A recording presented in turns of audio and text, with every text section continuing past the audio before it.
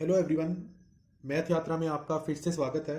तो last video में हमने नंबर ऑफ फैक्टर्स यानी कि गुणनखंडों की संख्या को डिस्कस किया था कि गुणनखंड होते क्या है और टोटल नंबर ऑफ फैक्टर्स यानी कुल गुणनखंडों की संख्या कैसे पता लगाई जाती है आसान तरीके से, शॉर्टकट तरीके से। आज की वीडियो में हम डिस्कस करेंगे अगेन दोबारा कुल गुणनखंडों की संख्या और ओड गुणनखंड यानी कि विषम गुणनखंडों की संख्या कितनी होती है और इवन गुणनखंडों की संख्या यानी कि सम गुणनखंडों की संख्या कितनी होती है। तो आज फिर एक और एग्जांपल से स्टार्ट करते हैं। एक और एग्जांपल लेते हैं हम 180 की। एक और एग्जांपल हम लेते हैं आज 180 की। तो जैसे कि मैंने आपको बताया था, सबसे पहले अगर हमें गुणनखंड निकालने हैं तो सबसे पहले हम क्या निकाल लेंगे, 180 की प्राइम फैक्टराइजेशन करेंगे। तो आज एक क्वेश्चन में हम इसकी प्राइम फैक्टराइजेशन भी कर लेते हैं।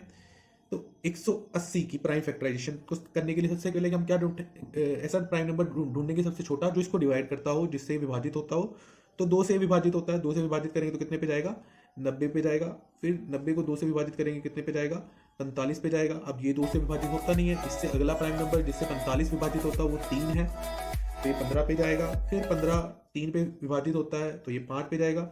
फिर 5 को 5 से विभाजित कर देंगे तो यहां से हमारे पास इसकी प्राइम फैक्टराइजेशन आ रही कितनी, 2 की पावर 2 की पावर 2, 3 की पावर 2 और 5 की पावर 1, 5 की पावर 1।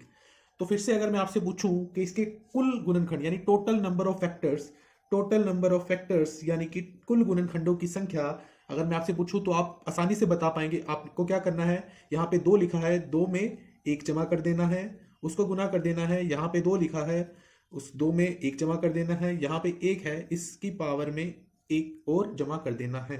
तो यहाँ से कितना आएगा, 3 गुना 2। तो अगर मैं पूछूं 180 के टोटल नंबर ऑफ फैक्टर यानी कि कुल गुणनखंडों की संख्या कितनी होगी, तो आप बता पाएंगे कि ये 18 होंगी। ये कितनी होगी, 18 होंगी। तो यहां से हमने तो इसके टोटल नंबर ऑफ फैक्टर्स निकाल लिए। तो यहां से हमारे पास कुल गुणनखंड, कुल गुणनखंडों की संख्या, कुल गुणनखंडों की संख्या अगर मैं आपसे पूछूं तो आप बता पा रहे हैं ये कितनी है, 18 है। अब अगर आपसे क्वेश्चन में पूछ लिया जाए, पेपर में आपसे पूछा जाए, अगर पेपर में आपसे पूछा जाए इसके विषम गुणनखंड, इसके विषम गुणनखंड, विषम गुणनखंडों की संख्या, अगर आपसे विषम गुणनखंडों की संख्या यानी कि odd number of factors, odd number of factors पूछे जाएं तो वो कितने होंगे, ओड नंबर ऑफ फैक्टर्स पूछे जाएं तो कितने होंगे। देखिए ओड नंबर यानी कि विषम संख्या वो होती है जो 2 से डिवाइड नहीं होती। तो आपने क्या करना है, इसकी जो भी फैक्टराइजेशन हो, कहीं पर भी जो इवन नंबर आ रहा होगा यानी कि जो सम संख्या आ रही होगी उसको आपने मल्टीप्लाई नहीं करना, उसकी पावर को मल्टीप्लाई नहीं करना, उसकी पावर को छोड़ देना। जैसे यहाँ पे 2 3 5 है, इसमें से इवन नंबर कौन सा हमारा, 2 है। तो आपको अगर ओड निकालना है तो आप क्या करोगे, सिर्फ विषम यानी कि विषम गुणनखंड निकालने तो आपने विषम संख्या ही लेनी है। विषम संख्या कौन सी है, 3 और 5, उनकी पावर में 1 को जमा कर देना है, उनकी पावर में 1 को जमा कर देना। 2 + 1 और 1 + 1। हमने ये 2 कौन सा लिया है, ये हमने 3 की पावर 2 वाला लिया है। तो ये कितना आएगा, 3 गुना 2 तो कितना आ गया, 6। तो ओड संख्याओं, ओड नंबर ऑफ फैक्टर्स कितने होंगे, 6 होंगे। ओड नंबर ऑफ फैक्टर्स कितने होंगे, 6 होंगे।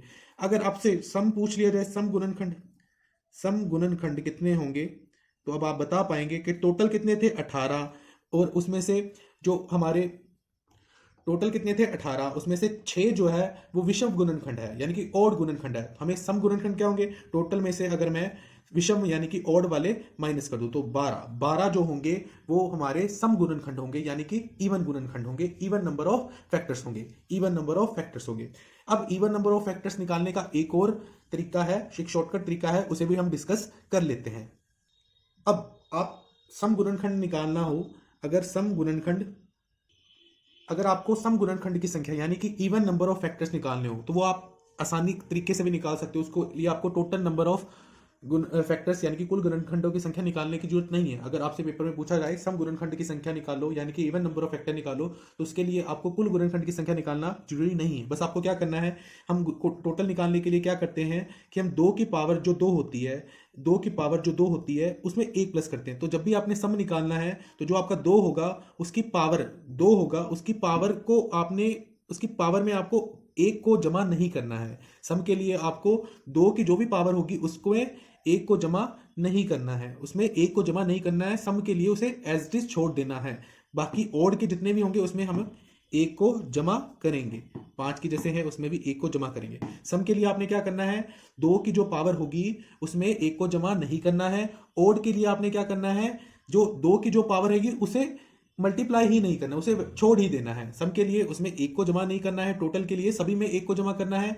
सम सम गुणनखंडों के लिए 2 की जो पावर होगी उसमें एक को जमा नहीं करना है। और ओड के लिए क्या करना है, जो 2 की पावर होगी उसे छोड़ देना है, उसे मल्टीप्लाई गुना नहीं करना है। तो यहां से देखोगे आप तो कितना आ रहा है, 2 गुना 3 गुना 2, तो कितने आ गया, ये आ गया 12। तो हम इजी तरीके से भी हम सम गुणनखंड की संख्या यानी इवन नंबर ऑफ फैक्टर्स को निकाल सकते हैं। उसके लिए आपको याद रखना, सम के लिए आपने क्या करना है, 2 की पावर में जो भी पावर होगी उसमें एक को जमा नहीं करना है, उसमें एक को जमा नहीं करना है। टोटल के लिए सभी में एक को जमा करना है। सम के लिए जो 2 की पावर होगी उसमें एक को जमा नहीं करना है। और ओड के लिए आपने क्या करना है, जो 2 की पावर होगी उसको छोड़ देना है, उसको छोड़ देना है।